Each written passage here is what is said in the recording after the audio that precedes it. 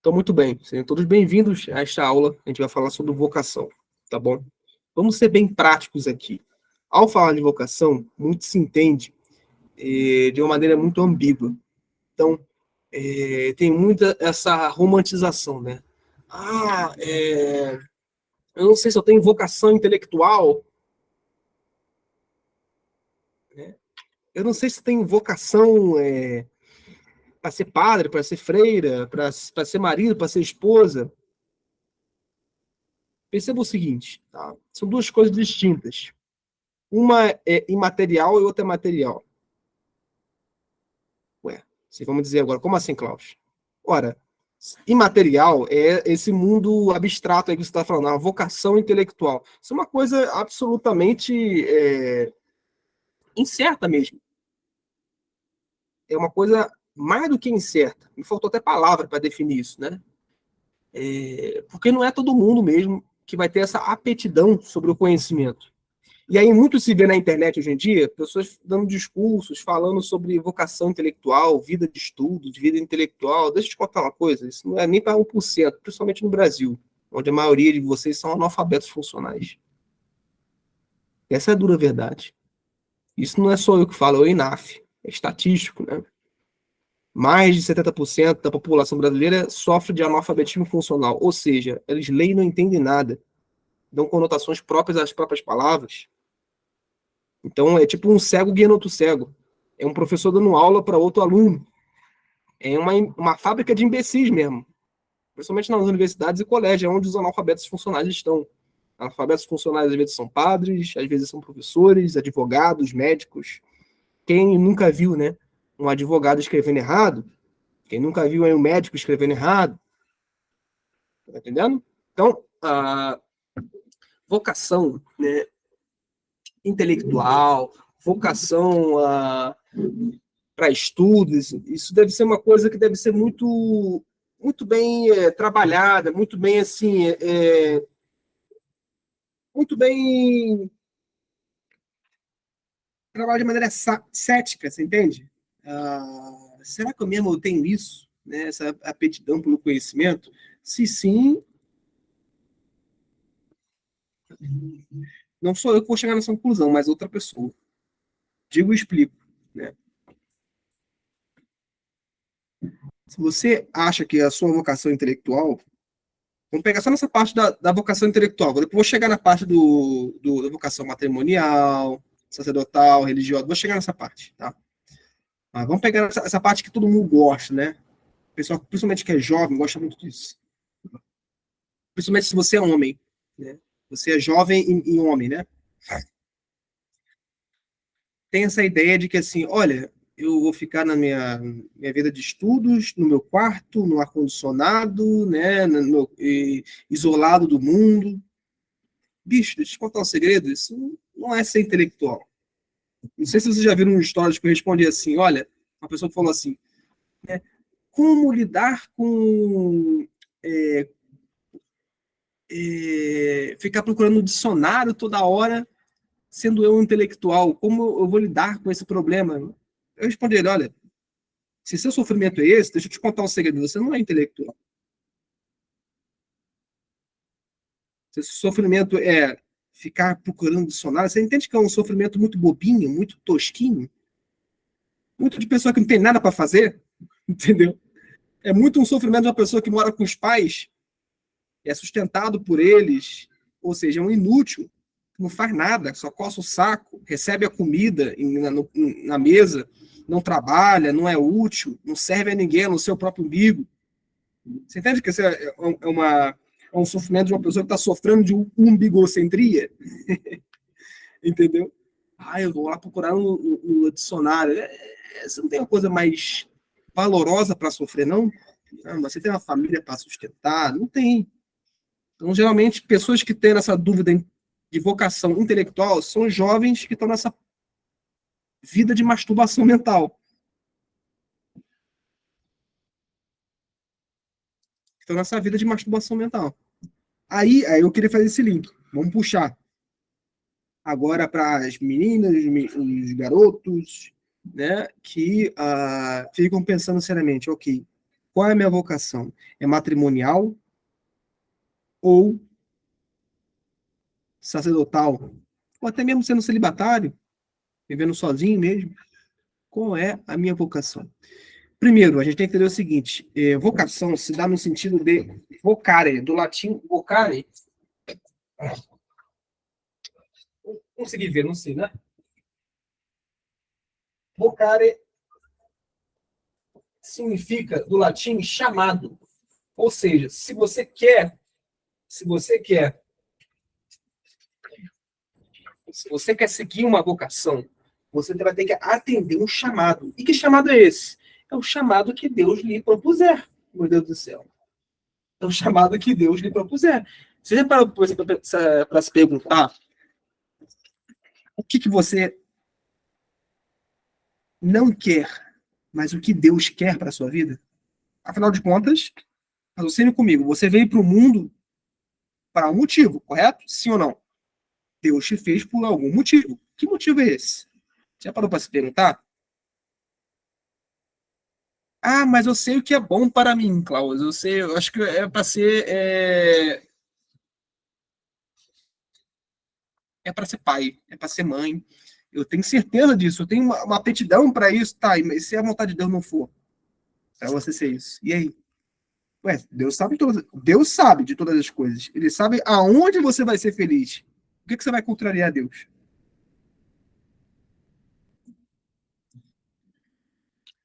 Você entende o problemão aí? Ou seja, se você não seguir a vocação que Deus lhe quer, que Deus lhe desejou a partir do momento que lhe pôs ali no útero da sua mãe, a partir do momento que houve aquela concepção, se você não atender esse chamado, essa vocação que Deus lhe propôs, logo você vai viver eternamente infeliz. Logo, a salvação vai ser mais difícil.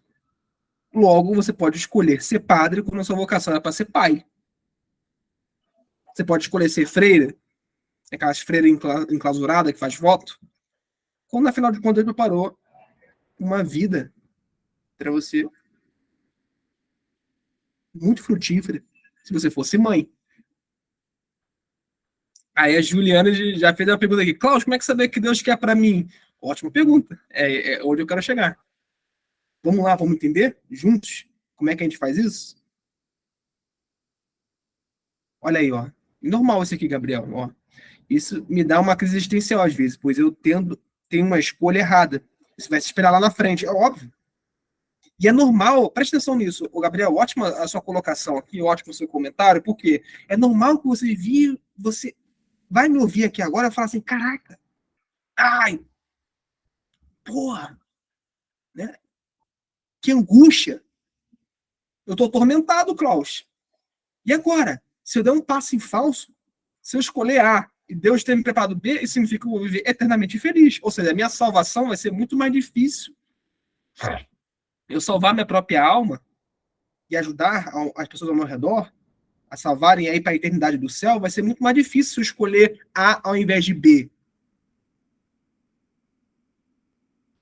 Vocês entendem? É normal essa angústia. Trabalhem nessa angústia com coragem, não com medo. Ah, eu não quero isso para mim. Ah, eu tô ficando ansioso. Para de ser viado. Peraí. Para de viadagem. Quando eu falo viado, é só para você. Não importa se você é mulher. Tô falando isso em outras palavras. Para de ser fresco. Para de ser mimado, mimada. Tô querendo dizer isso. Para de ser imaturo. Para de ser infantiloide. Você não é criança. Você já é um adulto para discernir através da inteligência de que, olha, peraí. Vamos raciocinar. Igual a. Deixa eu ver quem fez a pergunta, que eu já esqueci. Igual a Juliana fez aqui, ó, ela fez um exercício de raciocínio. Peraí, tá. É isso mesmo que o Klaus falou? Tô sentindo essa angústia, beleza. Então, Klaus, e como saber o que Deus quer para mim? Ótima pergunta. Ótima pergunta. É por isso que eu tô fazendo essa aula aqui. Entendeu?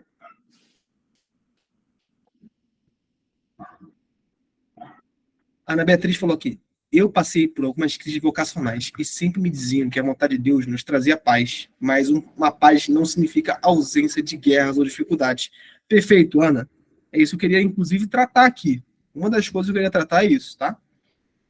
Vamos lá, eu queria trazer o meu próprio testemunho de vida para vocês verem concretamente como discernir a sua vocação. Vocês entendem que tudo ronda para que vocês possam, de fato, fazer a escolha definitiva na vida de vocês? A escolha definitiva não é se eu vou ser médico, se eu vou ser advogado, porque isso pode ser feito, tá? 4 anos que eu perdi da minha vida sendo advogado, vou perder 6 ali sendo médico. Você ainda, entendeu? Você não está tudo perdido, mas a partir do momento que você fez um voto, um juramento, aí sim está tudo definido. Aí tudo sim está consumado. Entendeu? Seja bem-vindo, Alê. Entendeu?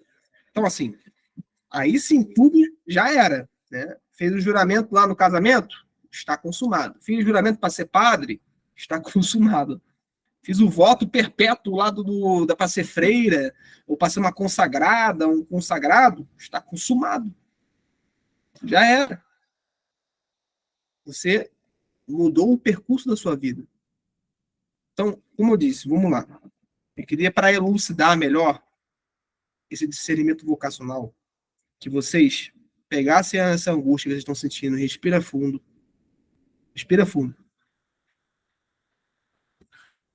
e pensem com muita calma. A história que eu vou trazer para vocês aqui. Tá. Como vocês bem sabem,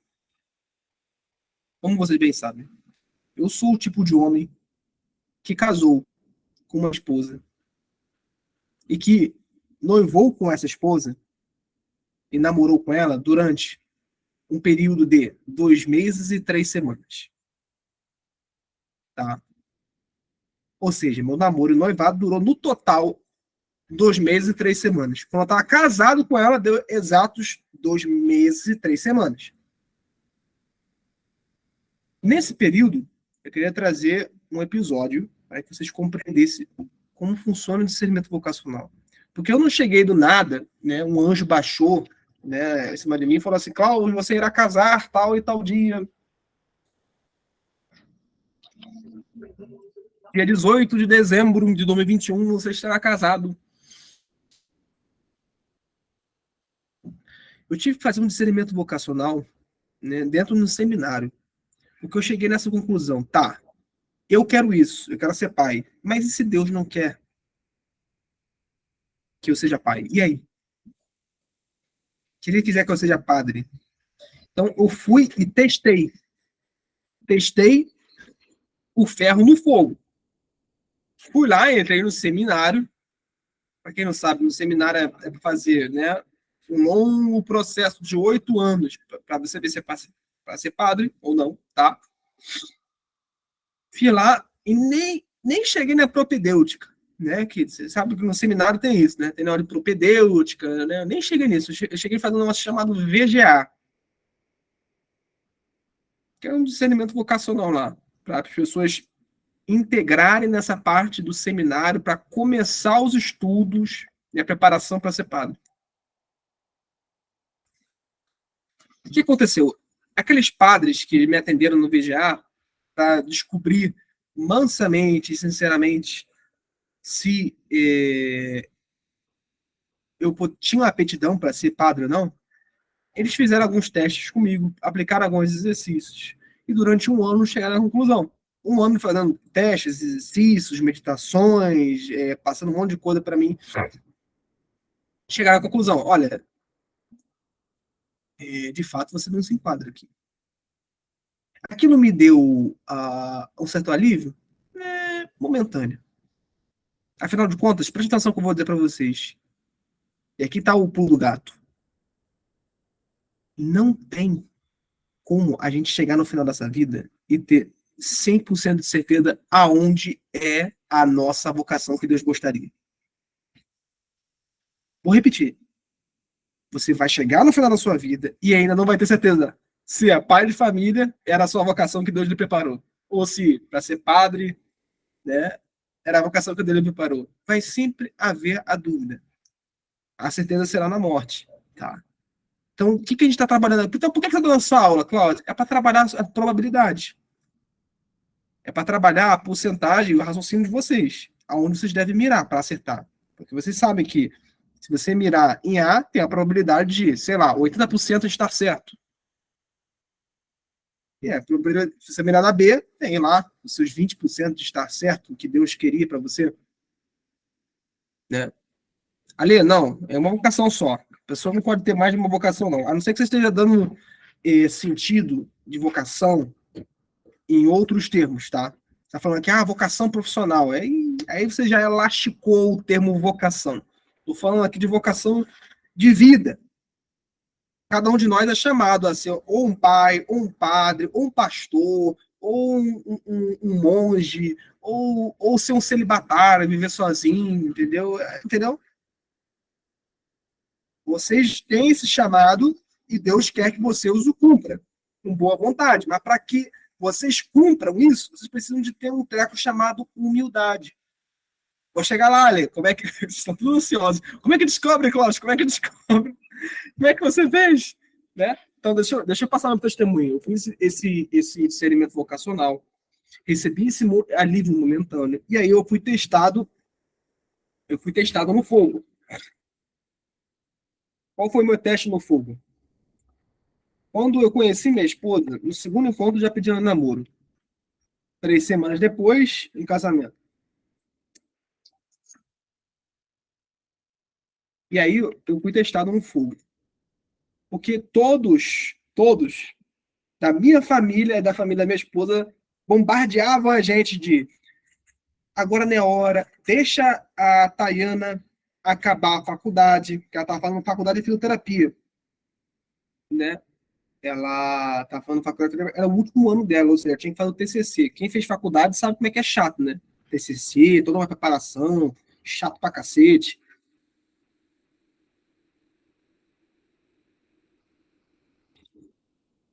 E aí ficavam bombardeando essas frases clichês, né? Deixa eu esperar a faculdade, vocês são muito novos, não façam isso com a vida de vocês.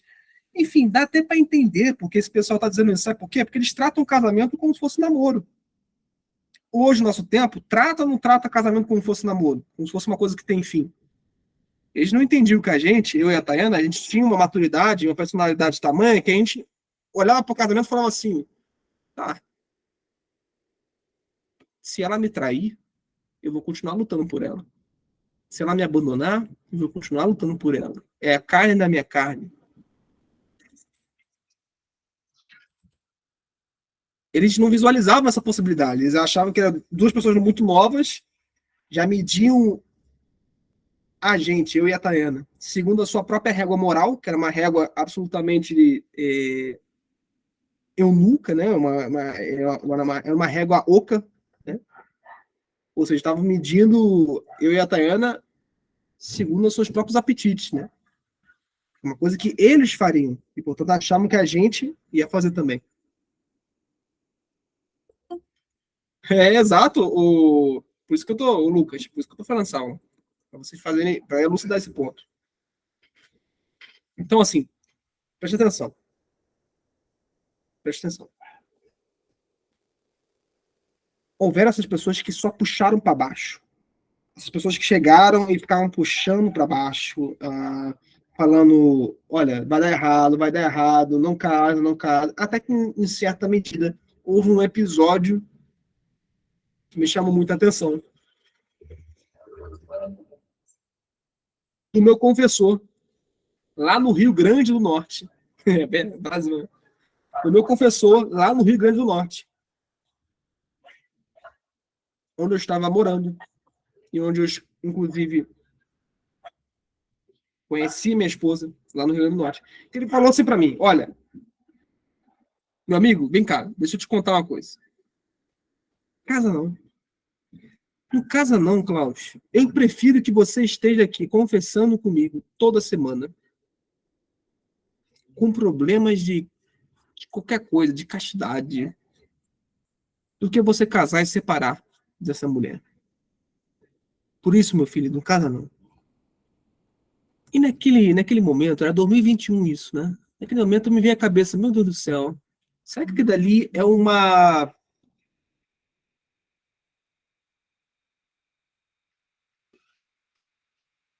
modo de Deus dizer para mim, que não era para eu casar, afinal de contas, todos aqueles exercícios que eu fiz, né, toda aquela paz que eu sentia para casar, para ser pai de família, não era isso? Não era para ser isso? Esse padre foi usado como instrumento de Deus para tentar me salvar? Esse tipo de perguntas me vieram na cabeça. E eu só os tive certeza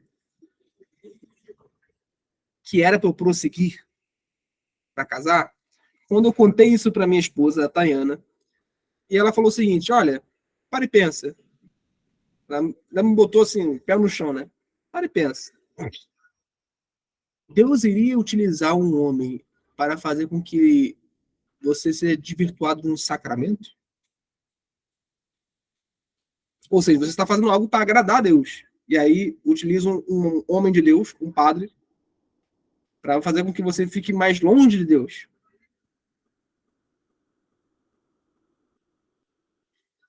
Ou seja, aquela inquietude que eu estava vivendo, de ficar pensando na dúvida, assim, será que não é para casar, será que? E aquilo dali foi justamente uma ação diabólica para fazer com que eu desvirtuasse e desistisse de casar. Vocês podem ter certeza, pessoal, que quem não recebe nenhuma tentação, essa pessoa já está praticamente condenada no inferno. A pessoa que está no caminho certo, ela vai ser tentada pelo demônio. Em tudo. Você vai lhe dar uma esmola, aí você vai ficar tentada pensando, caraca, será que vai gastar com bebida esse mendigo aqui, né? Será que ele vai gastar com droga? Acho que vou dar só R$ 2 em vez de 10. Você entende? Você caiu na cilada novamente do demônio, da mesquinharia, do egoísmo, da filalça, da avareza. De olhar para o seu próprio dinheiro e falar assim, não, vou dar 2 ao invés de 10 da esmola. Porque eu acho, julgando pelas aparências, que ele é um mendigo bêbado, viciado em bebida ou em droga. Você entende como é que é tudo que o demônio quer? O demônio é o primeiro que vai se incomodar com a sua aptidão de ir para o céu, com a sua coragem. Foi naquele momento com aquela luz que a Tayana me deu, que a Tayana me deu, e que eu pude reparar que por essa inquietude, por essa intranquilidade no meu coração, de estar pensando, aquilo dali não era fruto de Deus. Porque, para e pensa, quando Deus fala com a gente, ele é muito lúdico. Ele é muito. Ele é muito objetivo. Deus não é nem um pouco relativo. Quando ele aparece em sonho, é óbvio que você vai ter certeza de acordar e falar, Deus falou comigo. Entendeu? E não sobrar aquela dúvida. Será? Se sobrou a dúvida, não era Deus falando com você. Você acha que São José acordou quando recebeu aquele sonho, né? Ele teve alguma dúvida? Não teve. Porque ele sentiu a presença real e concreta de Deus.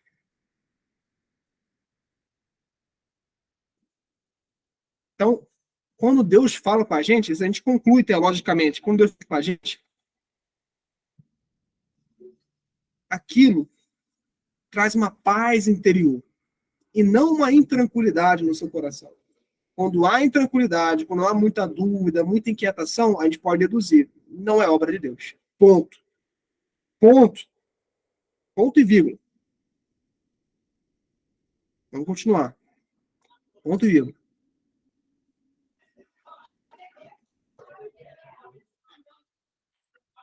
Portanto, se você quer descobrir mesmo a sua vocação, a chave para isso não está somente em fazer um discernimento vocacional, na qual eu proponho que todos façam, tá? Tem acompanhamento de algum diretor espiritual, de algum terapeuta, de alguma pessoa qualificada mesmo, tá? Que vocês confiem. Discernimento vocacional não basta esses exercícios, tá? Discernimento vocacional é só uma ponta de lança para que vocês compreendam na experiência concreta e sejam provados no fogo se vocês vão ou não vão ter disposição para seguir em frente e abraçar essa vocação. Qual foi a minha tentação? Qual foi a minha oferta que eu recebi no deserto? A minha oferta, eu estava no deserto, foi: você não serve para isso. Você não é para ser marido, você não é para ser sequer pai. Seu lugar é ser padre. E aí eu ia lá para ser padre, ia perder tempo, abandonar aquela minha noiva, né? Aí quando eu voltasse, minha noiva claramente, né, não, talvez nem estaria comigo, né? Estaria com outra pessoa, já seguiu a vida, entendeu? Aquilo ali foi feito como uma cilada mesmo. O demônio utilizou, instrumentalizou esse padre. Em outras palavras, isso aconteceu. Eu não sei se esse padre estava em pecado mortal, né? Pode acontecer, né? Quando a gente peca mortalmente, a gente escolhe voluntariamente cortar os laços com Deus e ser escravo do demônio. Então, aquele padre foi utilizado como instrumento do demônio para desvirtuar, tá?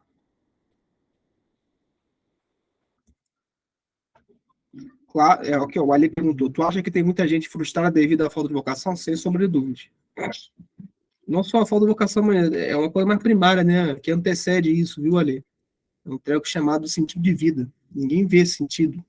Um monte de coisa. Como é que vão, se não acham sentido em viver, como é que vão escolher uma vocação, você entende? Escolher um chamado.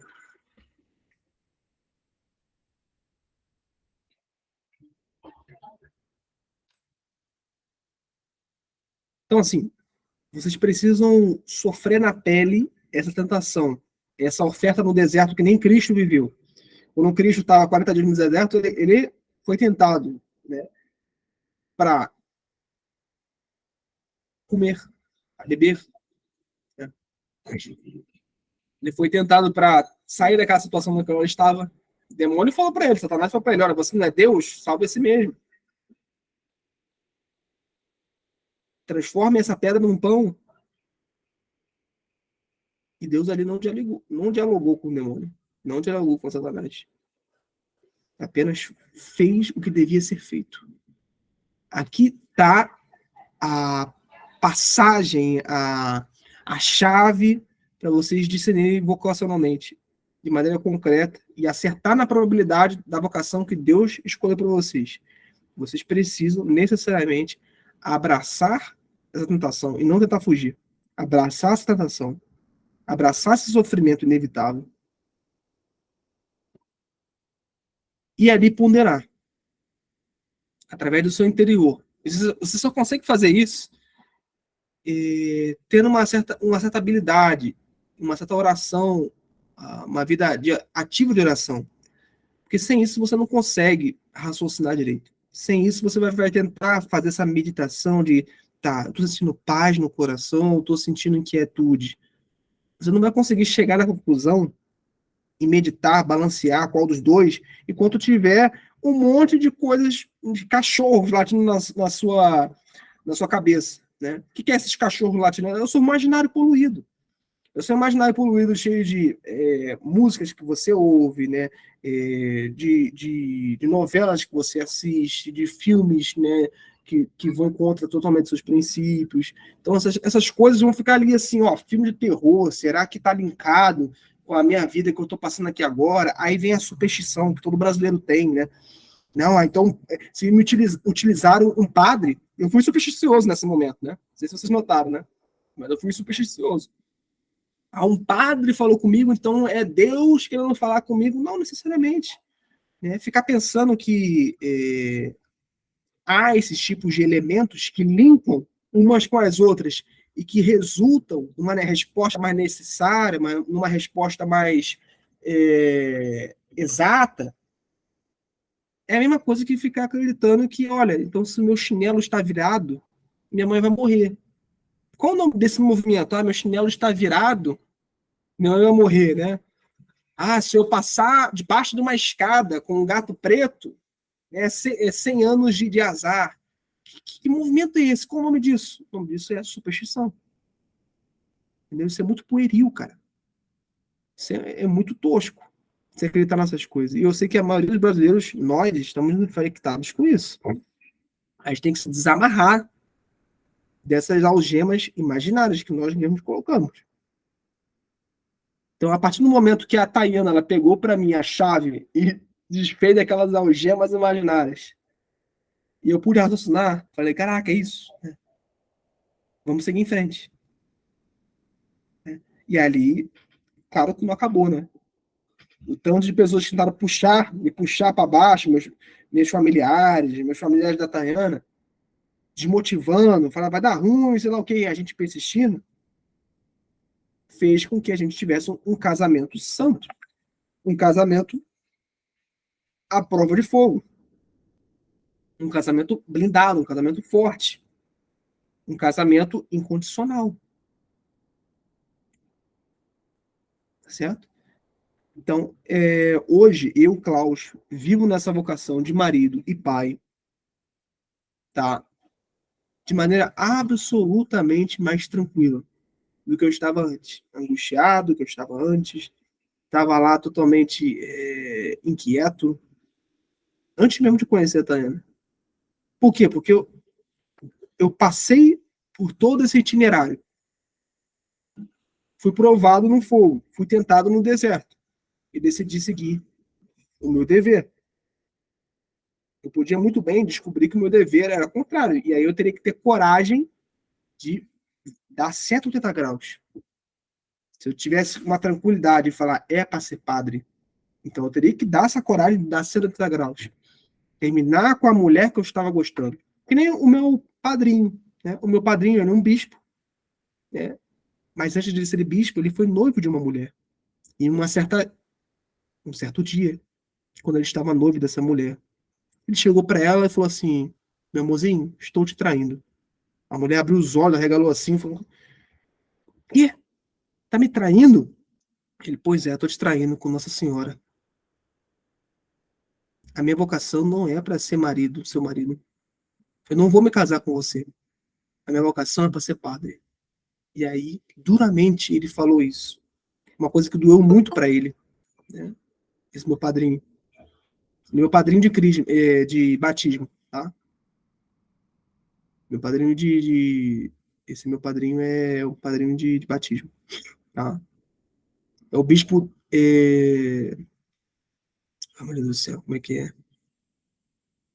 Me faltou aqui na cabeça, não é Ednei, não, tá? Mas é lá do Rio de Janeiro, Petrópolis.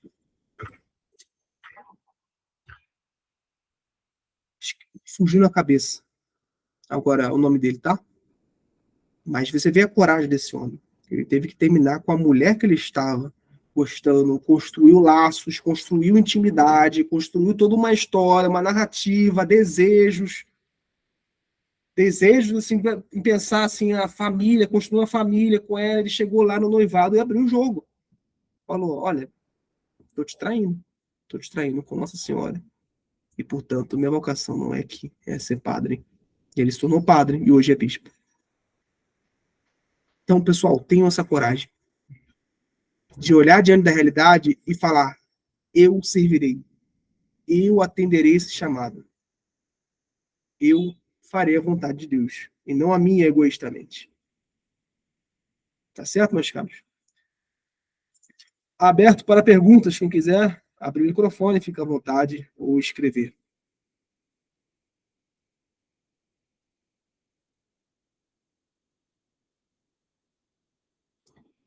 Gabriel Silva, uma vez eu já li que se você não descobriu sua vocação até os 12 anos, você não tem vocação.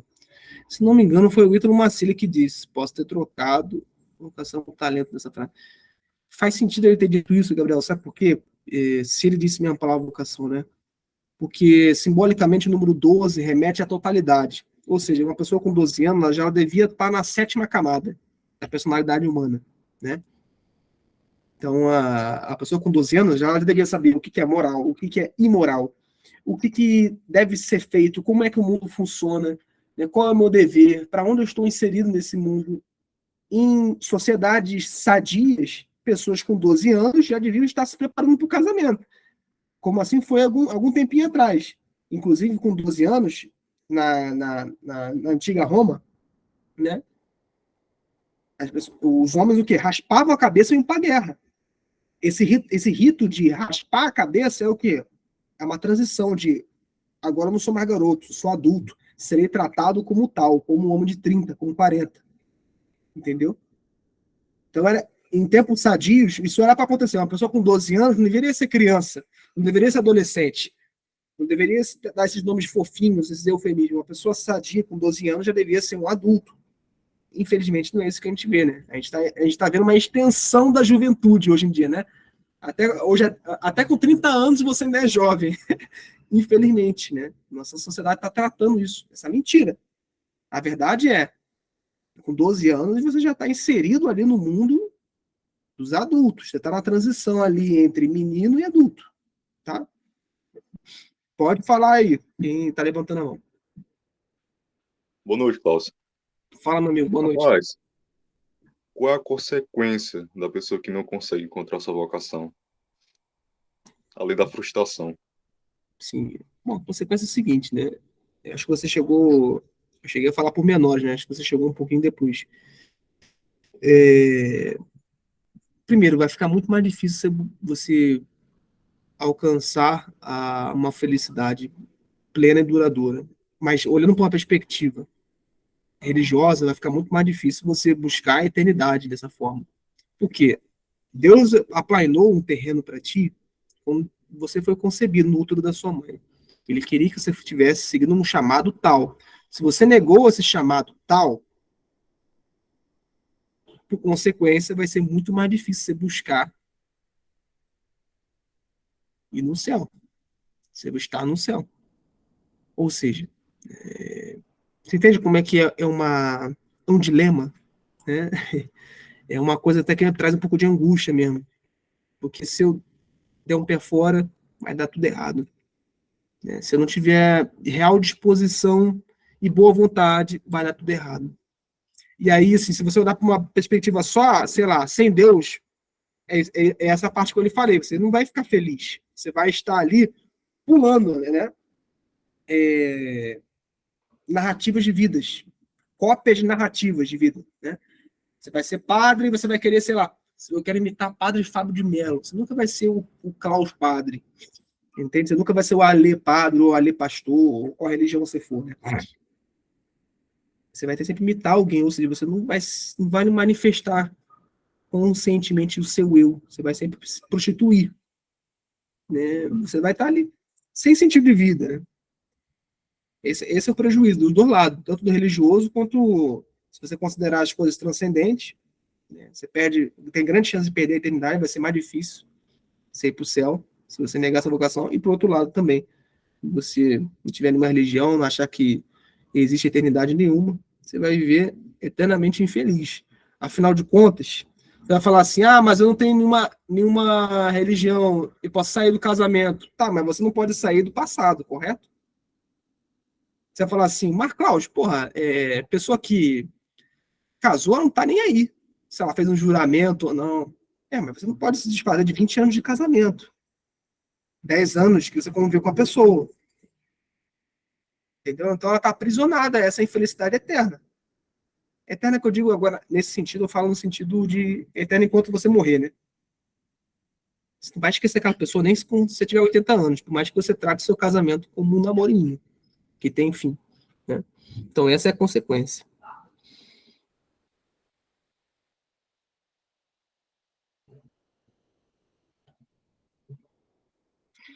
E quem não acredita em Deus, diz aqui o Gabriel, como a pessoa consegue saber sua vocação, já que a pessoa em si acredita em um grande vazio e que tudo é coincidência? É verdade, Gabriel, dessa forma fica mais difícil, viu?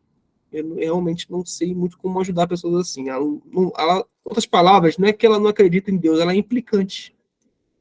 Né? Não é que a pessoa é ateu, eu sou ateu, não, você é implicante. O que custa você fazer a porcaria do discernimento vocacional? Você entrar no seminário, sei lá, as pessoas estão te dando isso de graça. Né? Não custa nada, bicho. Aí o cara é implicante, não, eu vou lá não porque eu sou ateu. Porra, né? Então tu não vai, se fode aí, entendeu? Faz o que você quiser então, né? O negócio está lá de graça para você fazer. Tem pessoas de boa vontade querendo te ajudar. Vamos ver sua vocação. Será que é para ser celibatário? Será que é para ser padre? Será que é para você casar? Deixa eu te ajudar. Tem lá padres querendo te ajudar. Eu não sou católico, não vou lá. Então não vai. Então vai lá fazer o discernimento vocacional com outro local, ué. Só que eu acho que vai ser mais difícil. Eu acho que nunca vi tanto disposição aonde eu fui. Eu não sei se existe um local melhor do que lá, né, nesse seminário. Você encontra isso em qualquer seminário.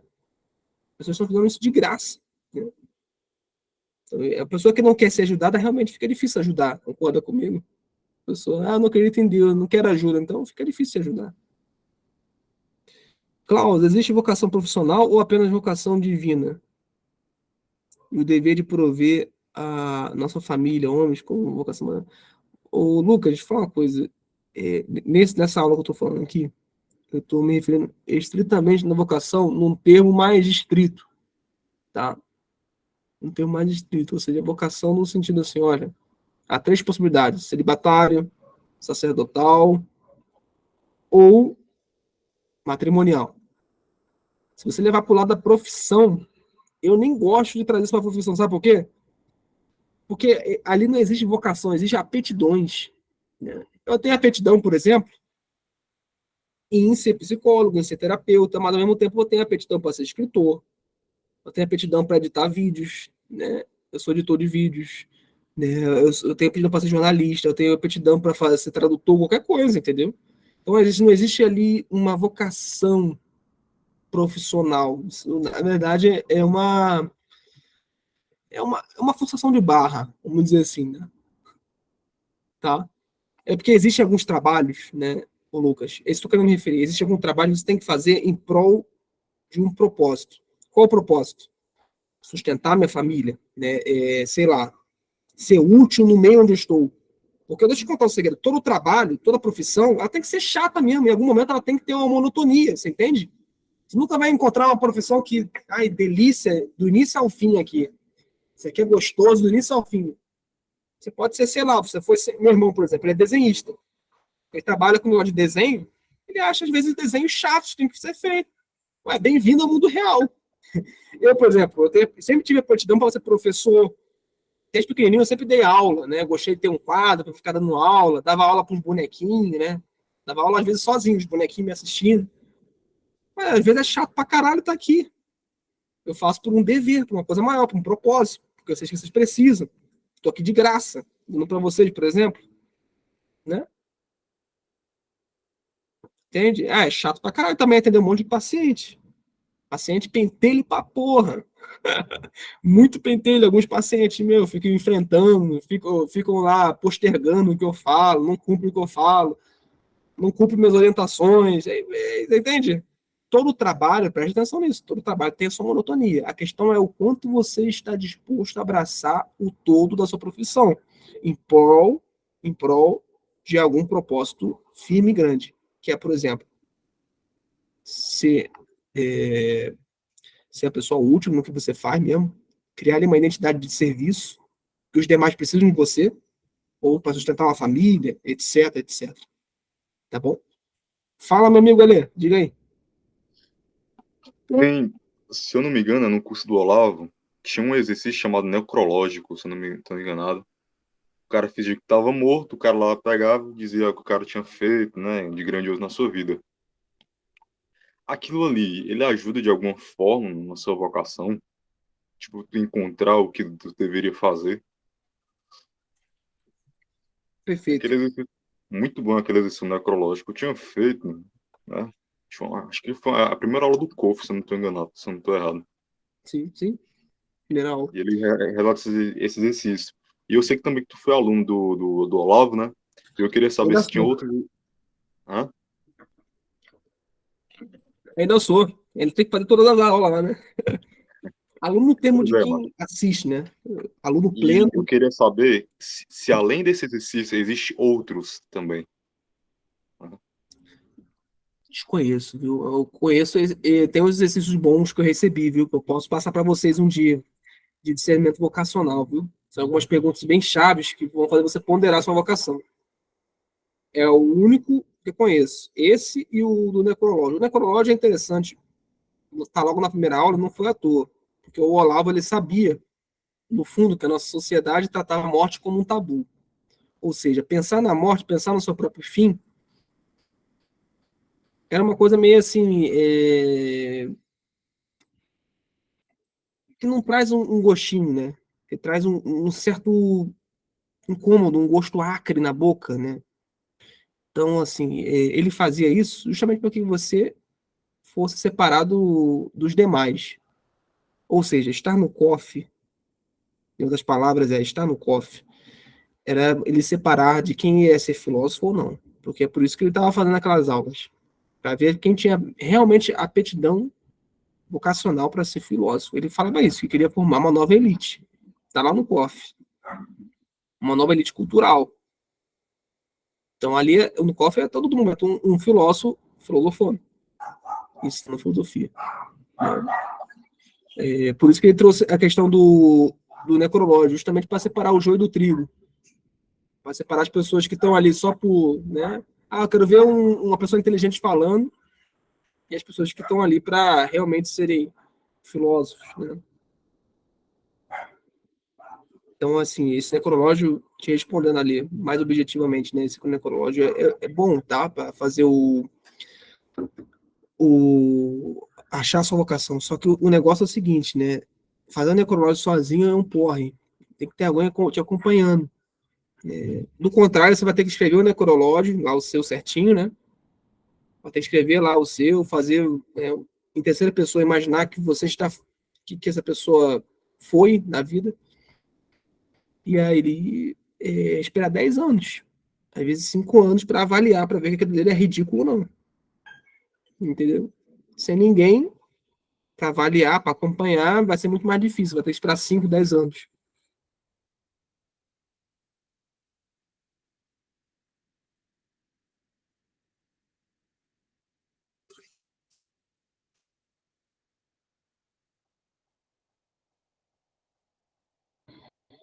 Pois tá, pessoal, então é isso. Vou lá para a missa. Foi um prazer dar essa aula para vocês, beleza? Grande abraço. Até a